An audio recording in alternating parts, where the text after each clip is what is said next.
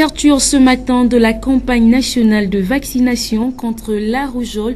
Cette campagne vise essentiellement les enfants âgés de 9 mois à 5 ans vivant sur l'ensemble du territoire national. Pendant ce temps, à la Misorge Georges Rahuiri s'ouvrait également la 4e édition du CILAL, entendez par là le Salon international du livre et des arts de Libreville.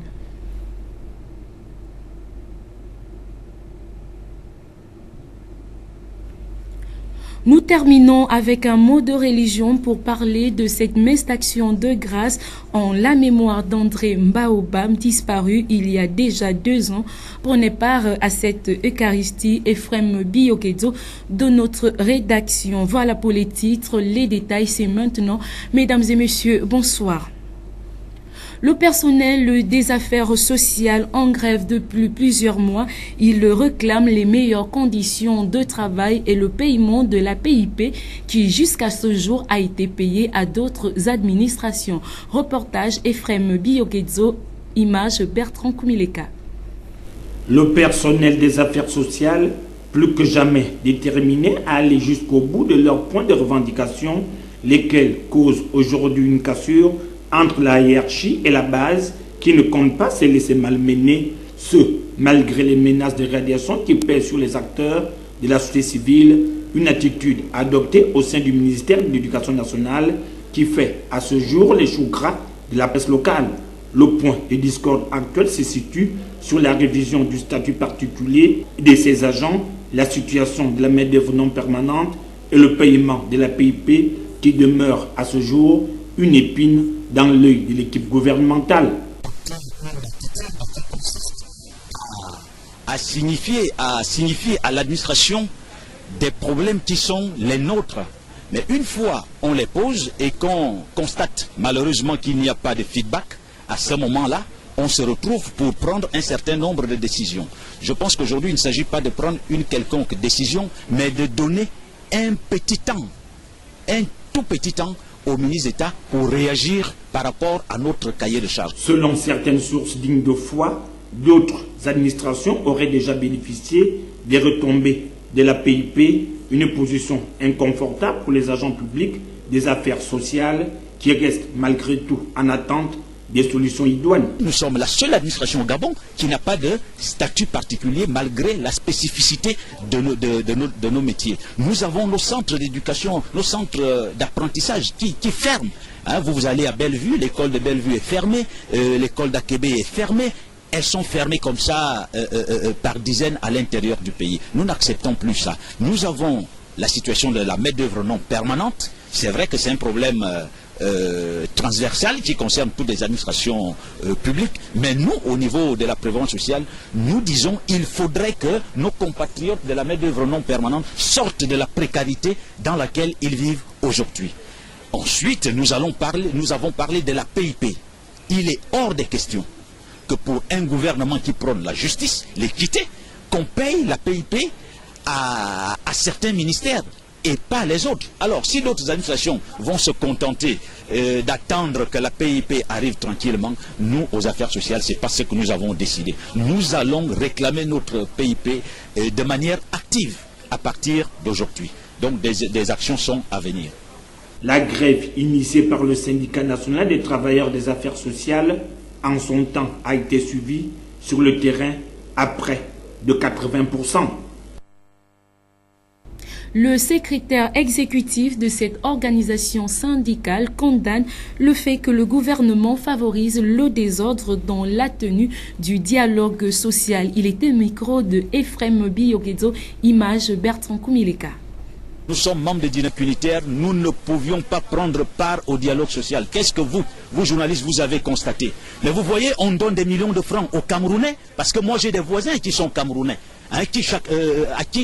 Chacun d'entre eux a eu 1 million au dialogue social. Pendant ce temps, le gouvernement est incapable de payer la PIP aux agents publics. Ça veut dire que si moi j'ai 3 voisins qui sont camerounais, qui ont mené leurs associations au dialogue social, qui ont pu bénéficier chacun d'1 million de francs, vous comprenez qu'on avait raison de ne pas prendre part à ce dialogue social. C'est un dialogue politique, nous ne faisons pas de la politique, c'est que nous avons refusé de prendre part à ce dialogue. Ceux qui sont allés au dialogue vont nous dire ce qu'ils vont ramener aux travailleurs. Nous, le Sénatras n'a pas pris part au dialogue social et pour des raisons que vous connaissez. Donc voilà, le dialogue pour nous, c'est un non-événement. Le personnel des douanes gabonaises observe une grève d'avertissement de 48 heures suite à la non prise en compte de leurs revendications par la tutelle, notamment les primes impayées. Les détails avec Ephrem Biyogo Edzo. La rencontre de cet après-midi a été, si vous voulez, organisée par rapport au préavis de grève. Nous avons eu une assemblée générale il y a une semaine et nous avions émis un préavis de grève attendant que les responsables, les autorités du ministère nous reçoivent. Aujourd'hui, le préavis étant arrivé à son terme, nous avons convoqué une assemblée générale pour avoir l'assentiment de la base. La base a décidé effectivement que par rapport aux points qui ont été inscrits à l'ordre du jour il y a une semaine, nous n'avons pas eu satisfaction et à ce moment la base a décidé de faire une grève. Ils ont préféré à ce moment-là, on va dire, ils ont proposé une grève d'avertissement. De 48 heures, ça veut dire 2 jours. Alors, le premier point, c'était le statut particulier du corps de douane. Et le deuxième point, nous devions parler de la formation à l'EPCA, tous les soucis qu'il y a autour. Et le troisième point, évidemment, c'est le paiement intégral des primes. C'est le centre de santé de Nzengayon dans le 6e arrondissement de Libreville qui a servi de cadre au démarrage officiel de la campagne nationale de vaccination contre la rougeole, une vaccination entièrement gratuite et destinée aux enfants de 9 mois à 5 ans. Les détails dans ce reportage de Marielle Ekom. C'est parti pour la campagne nationale de vaccination contre la rougeole, une initiative du ministère de la Santé en collaboration avec la fondation Sylvia Bongo Ondimba, suite à l'épidémie de rougeole déclarée il y a plus d'1 an. 7 jours durant, les équipes de vaccinateurs sillonneront l'ensemble du territoire national à la recherche d'enfants âgés de 9 mois à 5 ans. C'est donc environ 266 000 enfants qui verront leur système immunitaire renforcé, en particulier sur le plan ophtalmologique. Le ministère de la Santé publique et de la Population a mobilisé près de 4 700 agents, vaccinateurs, logisticiens, volontaristes, statisticiens et superviseurs, mobilisateurs sociaux dans l'ensemble des régions et départements sanitaires. Ainsi donc, environ 290 000 doses de vaccins anti-rougeole ont été mises à disposition des équipes avec une chaîne de froid garantie nécessaire pour la conservation des vaccins. Il s'agit d'un effort considérable et important. C'est donc l'occasion pour moi d'appeler toutes les mamans, tous les papas à faire vacciner leurs enfants. La vaccination est totalement gratuite. Pour le docteur Mbarondi, cette campagne de vaccination ne vise pas qu'à arrêter l'épidémie dans les 24 régions sanitaires, mais elle vise aussi à protéger les enfants des départements non atteints. L'importance de la campagne de vaccination, c'est vraiment pour arrêter l'épidémie qui est en cours au Gabon. Donc dans les 24 départements sanitaires. Mais nous ne voulons pas seulement arrêter l'épidémie dans les 24 départements sanitaires, nous voulons profiter à, protéger les enfants aussi qui sont situés ou qui vivent dans les départements non atteints. C'est vraiment cet objectif. Une campagne entièrement financée par le gouvernement gabonais afin que tous les enfants vivant sur le territoire national puissent en bénéficier. Nous le rappelons, le vaccin est gratuit. Ouverture également ce matin de la 4e édition du Salon international du livre et des arts de Libreville à la maison Georges Rahouiri. Cette cérémonie qui a vu la participation de la communauté internationale a eu pour thème langue française et culture africaine. Était présent pour le compte de notre rédaction John Hilaire Bouya et Yasser Nicolas Ndong. La maison Georges Rahouiri a servi de cadre à l'ouverture de la 4e édition du Salon international du livre et des arts de Libreville, dont le thème choisi cette année, langue française et culture africaine. Véritable manifestation culturelle. Ce salon considère le livre comme étant un vaste ensemble culturel. C'est à cet effet que d'autres formes artistiques ont été associées à cette 4e édition du Salon international du livre et des arts de Libreville. Ce sont les deux invités d'honneur, la France et le Mali. C'est la première fois que deux pays prennent véritablement une part aussi active au CILAL. Et l'autre particularité, ce sont des espaces dédiés à la jeunesse. Je profite d'ailleurs de vos antennes pour inviter les parents à amener leurs enfants pour lire, pour se familiariser avec la lecture. Un enfant qui sait lire très tôt, c'est un enfant qui réussit très bien ses études, parce que lorsqu'on sait lire au CP1, avant même le CP1, on survole le primaire et c'est au secondaire qu'on peut avoir quelques petits soucis. Les parents, tous les Librevillois, même ceux de Ndoum, venaient à Libreville visiter le Salon international du livre de Libreville qui se tient chez nous.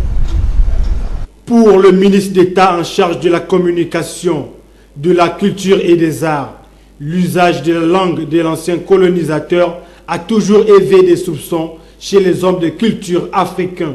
Cet usage de la langue de l'ancien colonisateur a toujours éveillé des soupçons chez les hommes de culture africains et chez les acteurs politiques.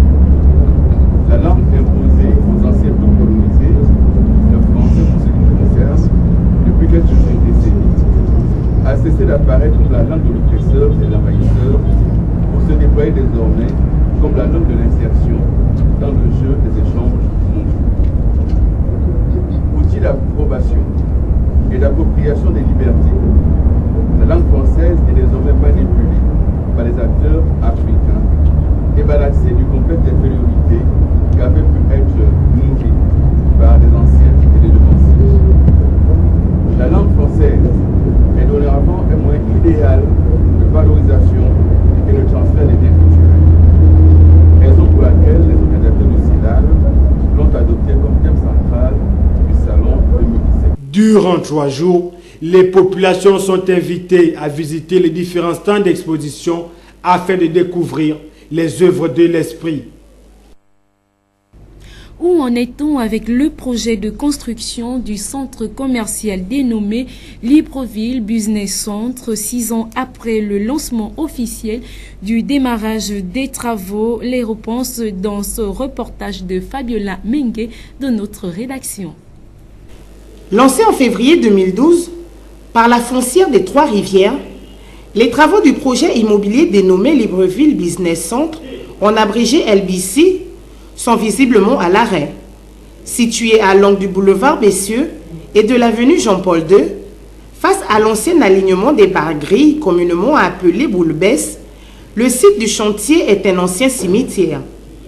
La visite effectuée sur les lieux illustre bien l'arrêt des travaux. Les hautes herbes ont pris le dessus.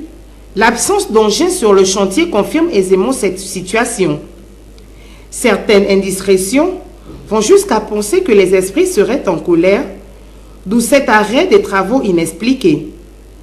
La construction d'une double tour de 16 étages sur cet ancien cimetière avait déjà suscité moult interrogations au moment de son annonce. Malgré qu'une cérémonie d'exorcisme traditionnelle avait été effectuée avant le lancement du chantier, la bâtisse a encore du mal à prendre forme. Pourtant, ce chantier devrait s'étendre sur 24 mois, donc 2 ans. 6 ans plus tard, le chantier est désert, comme peut le constater tout passant dans la zone très fréquentée de la capitale gabonaise. Parlons à présent des réalisations non encore tenues par les hautes autorités. Parmi ces réalisations non tenues, il y a la création de la nouvelle compagnie aérienne. Cette promesse date de 2011, début 2012. Elle est jusqu'à là sans suite. Les détails dans ce reportage de Arnaud Mbabekung.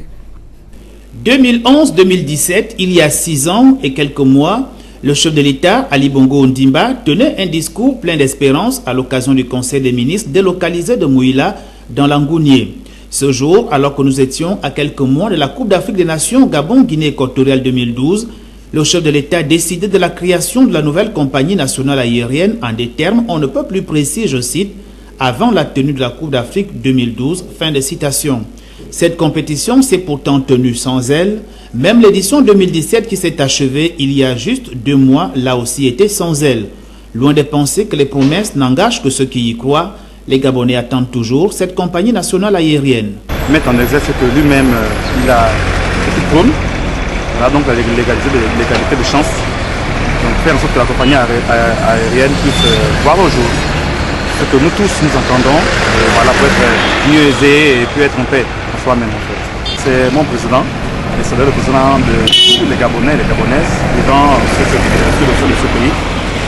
Ce que je désire venant de mon président, M. Ali Bongo Ondimba, c'est qu'il revoie d'abord le salaire du secteur privé et public. Sur le tarmac de l'aéroport international de Libreville et Port-Gentil, et lorsqu'on scrute l'espace aérien qui borde ces pistes d'atterrissage, on y voit de toutes les compagnies en plein vol, comme ici le panafricain Ethiopians ou Rwandair, sans objectif de publicité, occupe quotidiennement notre territoire aérien, orphelin de son perroquet vert, ainsi s'appelait affectueusement Air Gabon, un orphelinat prolongé de plusieurs années, alors qu'on parle de plus en plus de la restructuration des unités de production pour booster notre économie en vue de renflouer les caisses de l'État. La matérialisation de cette compagnie est d'un atout indéniable. Il va falloir passer de la parole qui s'envole à l'acte encore périn. Plusieurs milliards de francs CFA, soit plus de la moitié du budget de l'État, ont été détournés entre 2006 et 2012. C'est ce que révèle la Commission nationale de lutte contre l'enrichissement illicite qui sort enfin de sa léthargie. Les détails avec Pierre Parfait et Baninkoum.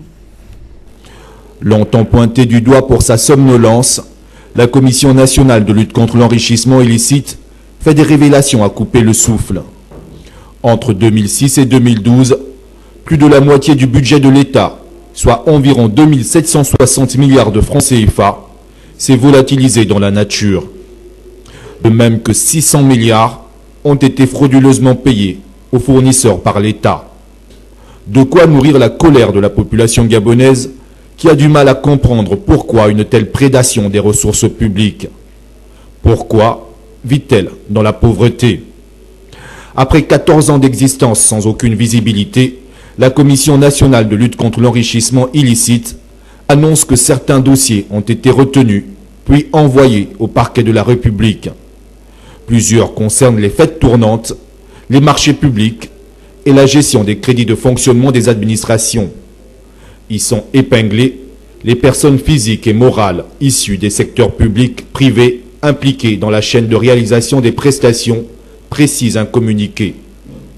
Les révélations de la Commission nationale de lutte contre l'enrichissement illicite interviennent dans un contexte fébrile, marqué par de nombreuses interpellations et arrestations de personnalités pour délinquance financière.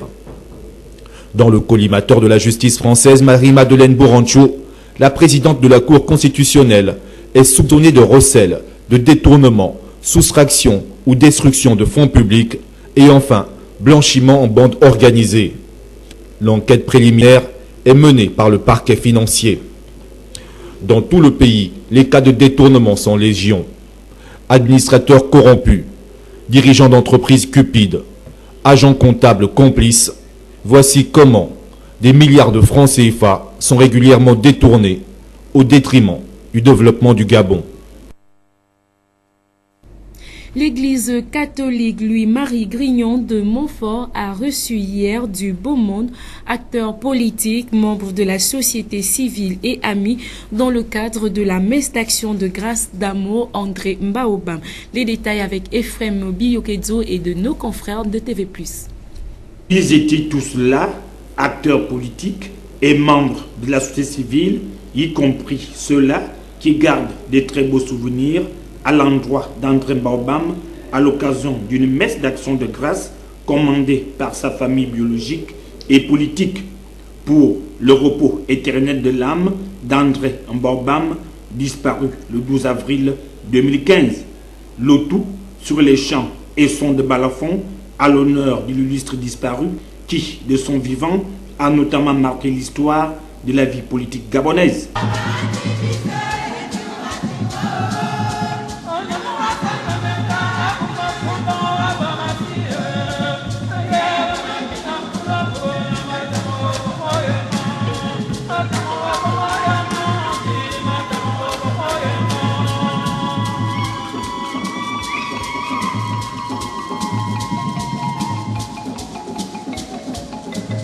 Bien que mal compris par certains, aujourd'hui, quelques esquisses de ces propos sont visibles, mais que d'aucuns peinent à croire.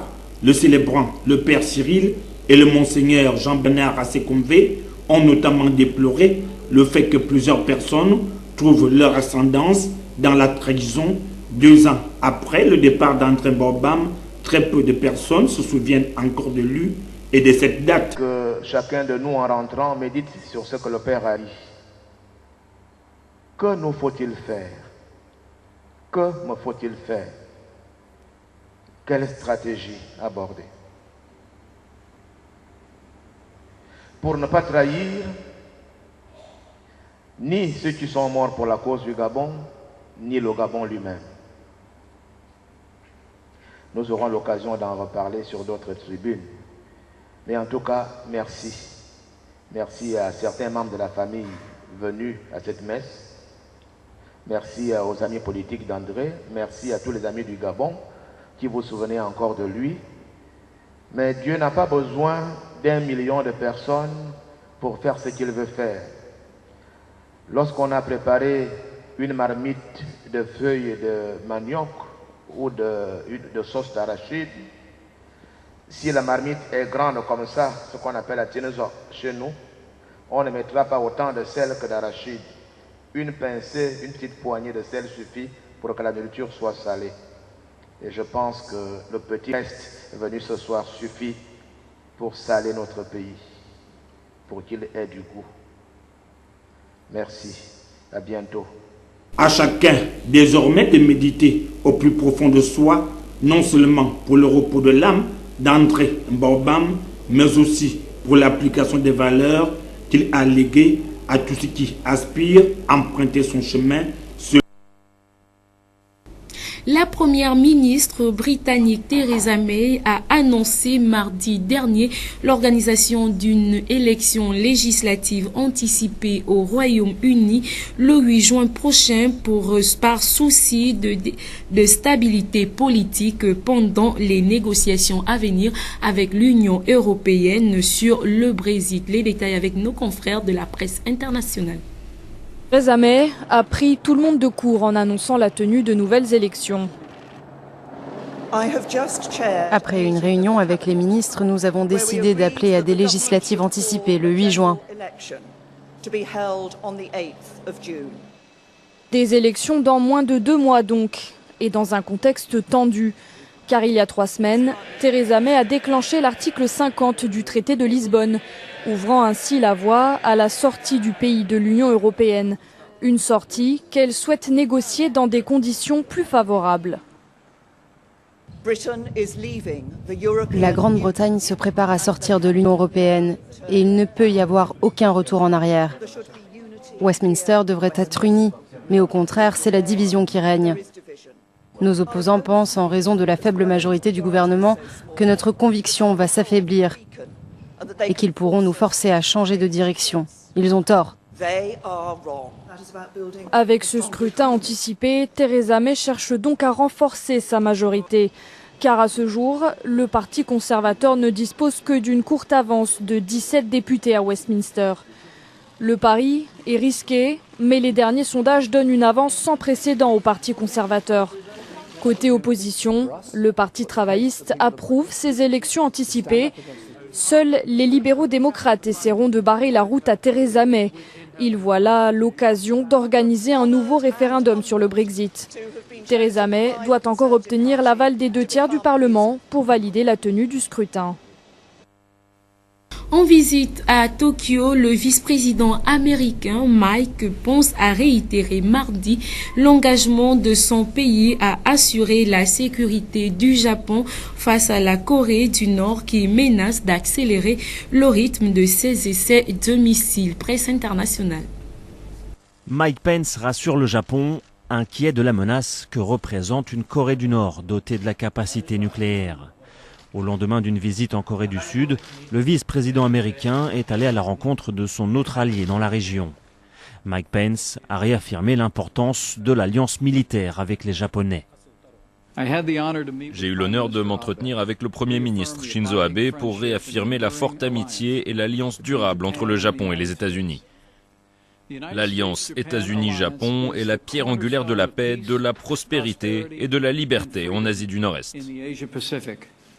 Le 6 mars dernier, la Corée du Nord a tiré 4 missiles balistiques vers le Japon.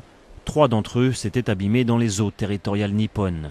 Objectif affiché de Pyongyang, s'entraîner à frapper les bases américaines présentes en territoire japonais. Le 5 avril, le régime nord-coréen a tiré un nouveau missile en mer du Japon et a procédé à un nouveau test dimanche qui a échoué.